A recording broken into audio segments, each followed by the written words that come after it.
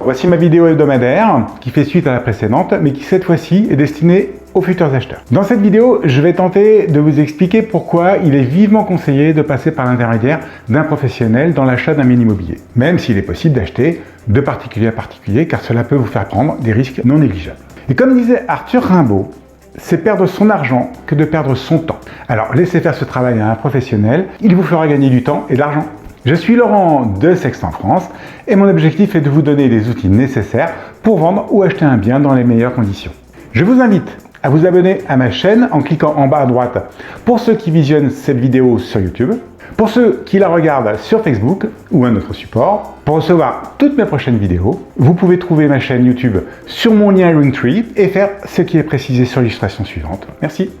Bien, vous êtes sur ma chaîne YouTube. Pour recevoir mes vidéos de conseils avisants d'immobilier, c'est facile. Vous cliquez sur cette icône et vous personnalisez la réception. Pour ce faire, vous devez posséder un compte Google. Laissez-vous guider si ce n'est pas le cas. Sur cette icône, vous pourrez accéder à ma page Facebook et Instagram et ainsi que mes annonces immobilières.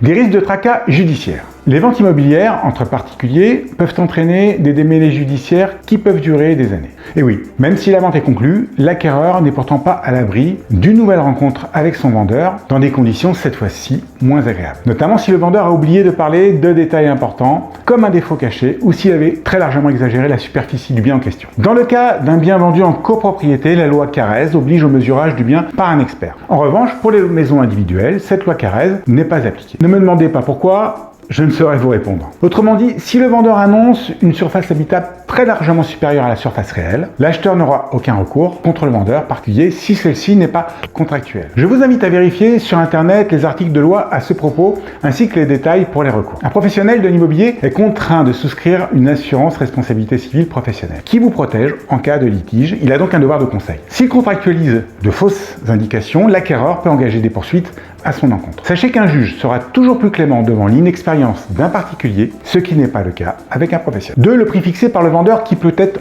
trop élevé. Dans la vente entre particuliers, le vendeur ne maîtrise pas forcément le marché et fréquemment ne le respecte pas. L'acquéreur, naïvement, croit faire une affaire en ne passant pas par une agence, alors qu'il ne connaît pas réellement les prix du marché de l'immobilier. Cette inexpérience génère des négociations difficiles, voire irréalisables entre l'acheteur et le vendeur. Ainsi, le vendeur peut fixer un prix de vente trop élevé par rapport au prix du marché. L'acquéreur, qui ne maîtrise pas l'art de la négociation, risque de braquer le vendeur et chacun campe sur ses positions. Résultat, les deux protagonistes s'essoufflent et se retrouvent dans une impasse. Que de temps et d'énergie perdus, alors qu'un professionnel, qui est neutre, aura plus de facilité à défendre un prix s'il le trouve juste ou à le négocier s'il l'estime trop cher. Il arrive que l'annonceur particulier enjolive son annonce en omettant de vous préciser les défauts. Il ne parlera pas des défauts visibles et encore moins des vices cachés. Il ne vous parlera pas non plus des nuisances dans son environnement, de l'autoroute qu'il entend à 400 mètres de chez lui, que la fenêtre de sa chambre donne sur une voie de chemin de fer, qu'un immeuble de 5 étages ou une route passante est limitrophe à son jardin, qu'une entreprise fait chanter ses machines toute la journée, etc., etc., etc. Un professionnel sérieux ne cachera pas les défauts d'une propriété, surtout si vous lui avez précisé ce que vous ne souhaitez pas, lorsqu'il vous demandera vos critères de choix, car il ne voudra pas perdre son temps à faire des visites inutiles et ne voudra pas ternir sa crédibilité. Après tout, il n'y a pas de mauvais biens, mais il y a des mauvais prix. 3. Gain de temps en utilisant les services d'un professionnel. Un acquéreur prêt à acheter, c'est-à-dire ayant bouclé son financement et sachant exactement de quel budget il dispose, a tout intérêt à solliciter les services d'un professionnel. Ce dernier saura lui poser les questions appropriées pour connaître ses critères de recherche principaux et secondaires. Sachez que vous ne perdrez jamais de temps à consacrer un bon quart d'heure, voire plus, à renseigner votre conseiller afin qu'il vous trouve une maison qui vous conviendra. À ce propos, un conseiller immobilier qui ne vous posera aucune question sur vos desiderata vous fera perdre un temps fou en vous faisant visiter des biens qui n'auront aucun rapport avec ce que vous recherchez. Si c'est le cas, je vous invite à changer de crèmerie. Ce problème d'ailleurs, vous le rencontrerez en visitant des biens des particuliers, car vous n'oserez pas ou vous ne penserez pas à leur poser toutes les questions qui vous éviteraient des déplacements inutiles. Je peux vous raconter des tas d'anecdotes de clients exténués après avoir visité plus de 50 biens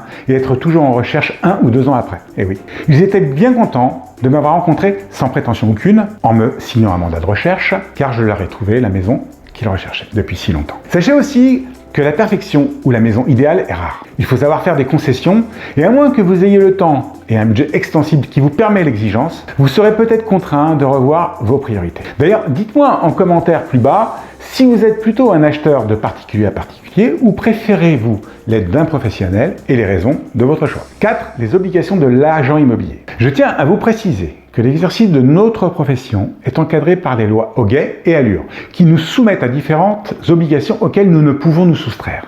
À la fin de cette vidéo, je vous mettrai en illustration toutes les obligations mentionnées. Je vous conseille de mettre en pause pour bien les lire. 5 conclusions.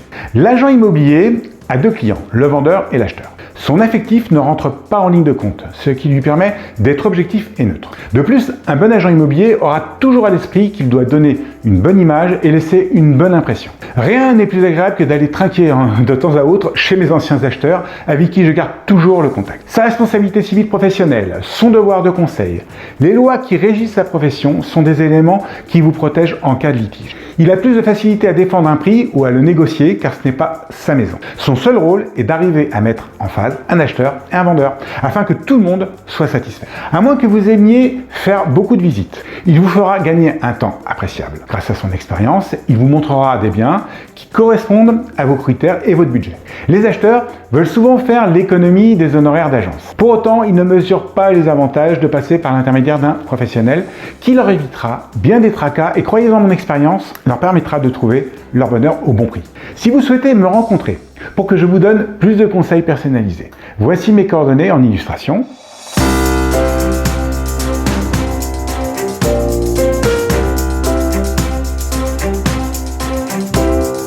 Mais aussi dans le descriptif en dessous de cette vidéo, ainsi que mon rayon d'action. Si vous voulez savoir qui je suis, vous pouvez aussi voir ma première vidéo nommée Présentation. Vous trouverez le lien en haut sur le point. Dans ma prochaine vidéo, je vous parlerai des différents types de mandats de vente. Au revoir et no stress.